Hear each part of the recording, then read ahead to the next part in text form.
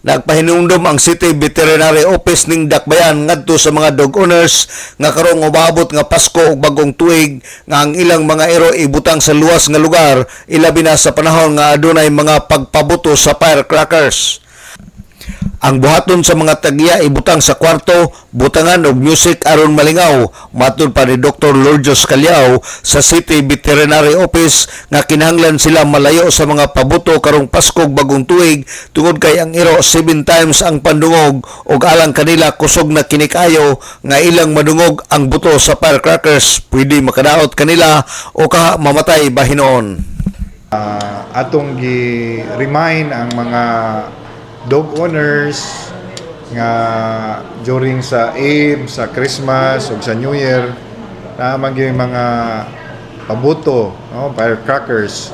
So make sure nga ang atong mga iro protektado kay more or less mga 7 times louder manggod, no, ang pagdungog sa atong mga dogs, no. So kusog gyud kay na sa ilaha ang firecrackers. So muna kung pasagdan nato daghang mga iro ani nga manggahi, stiffness, ang uban makulaps dahil ang uban gid ani dong disgrasya gyud, no, kay sa kapaspas sa ilang heartbeat ba mo stop ang ilang heart, no, kaya na so munay atong protektahan dong magbutang ta og kanang safe nga space sa atong mga dog, no. Isulod pa kana to silang kwarto, ay pabutang sa likod, no, sa ilayo-layo gyud sa mga katong naay mga firecrackers.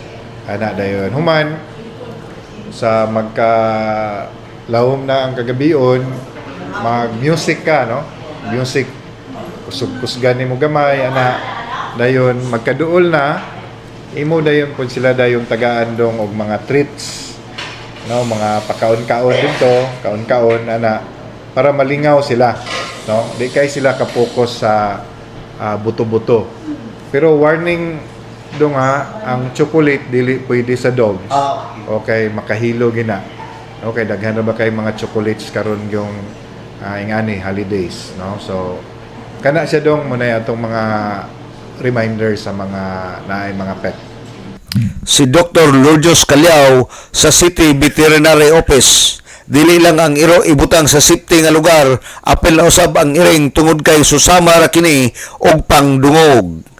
Alang sa DXDD Radio Kampana, ang radyo sa simbahan, WD45 Dudong Bargamento, muduyog sa ika-75 nga jubileo sa Archdiocese sa Osamis, Danag, sa Dakbayan.